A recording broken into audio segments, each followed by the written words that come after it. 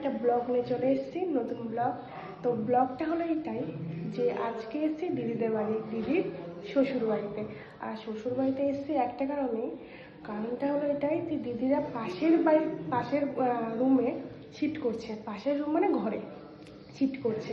আর actually ছিল হলো uncle aunty দিদিরা একসাথে ছিল, সেখান থেকে আলাদা হয়ে শিফট করছে। সেই ঘরটা তোমাদেরকে না দেখিয়ে কি যাই আমি। আর এখন এসে হলো মিস্ত্রিরা, ওদের সুকেসটা নষ্ট হয়ে গেছে, তো ঠিক করতে এসছে।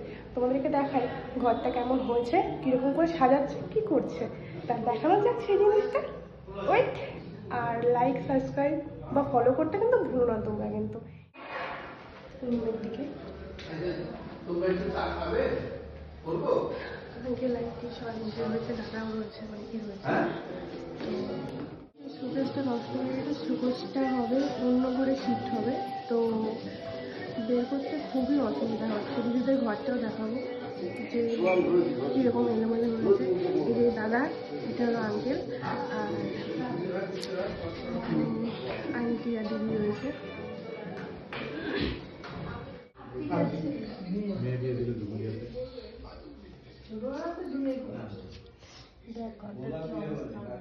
দেখো,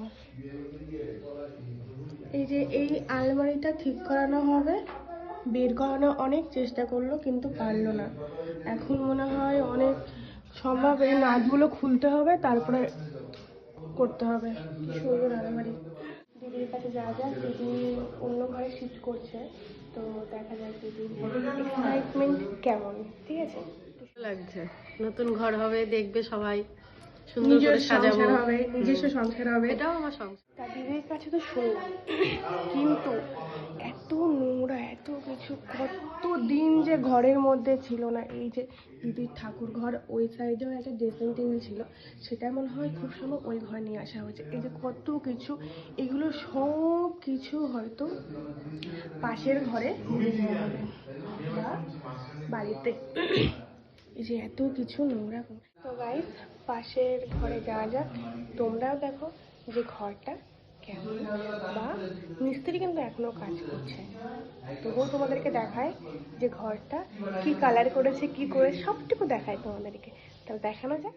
তো গাইস, দিদি সামনে যাচ্ছে, সামনে আঙ্কেলও আছে, আর মিস্ত্রি কাকুও আছে, এখনও কাজ করছে। আর উপরে আছে খুব সুন্দর একটা ছাদ, তোমাদের সঙ্গে অন্য একদিন শেয়ার করব ছাদটা কেমন, কি বৃত্তান্ত, সব কিছু শেয়ার করবো তোমাদের সাথে। আর এখানে রয়েছে দিদি, আঙ্কেল, মিস্ত্রি কাকুটাও রয়েছে। আর এই যে দিদির কিচেনটা হলো খুবই সুন্দর লাগছে, বানিয়েছে। আর এখানে কি কি ডেকোরেশন করলে সব থেকে ভালো হয় আমাকে অবশ্যই কমেন্ট করে জানিও। আর এই যে দিদি আর জাইম্বুর ঘর এখনও পুরোপুরি কমপ্লিট হয়নি, তো কেমন লাগছে কমেন্টে অবশ্যই তোমরা জানিও। এই যে সব কিছুই রয়েছে। আর তোমাদেরকে বলছিলাম না যে হলো ওই রুমে একটা ড্রেসিং টেবিল আছে, তো ড্রেসিং টেবিলটা হলো এইটাই, সেই ড্রেসিং টেবিল। আর পাশেও আর একটা রুম আছে, ঘর আছে। তো ঘরটা দেখো, প্রচুর অন্ধকার। এই যে ঘর, ওই পাশেও আছে আর একটা ঘর আছে। এইটা হলো ঠাকুর ঘর, ওই যে সামনে ওটা ঠাকুর ঘর ছিল, আর ওইটাও একটা ঘর আছে। তো যা যাক।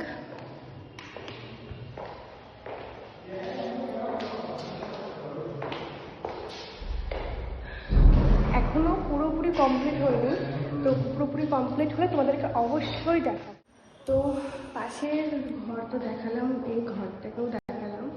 তো যাওয়া যাক বাথরুমের দিকে। বাথরুমটা কোথায় জানা হচ্ছে তো, তাহলে যাওয়া যাক।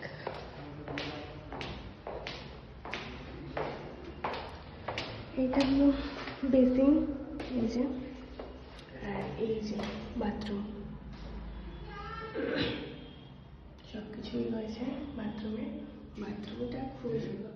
তো ব্লগটা এই অবধি থাক, তো নেক্সট ব্লগ খুব তাড়াতাড়ি আসবে।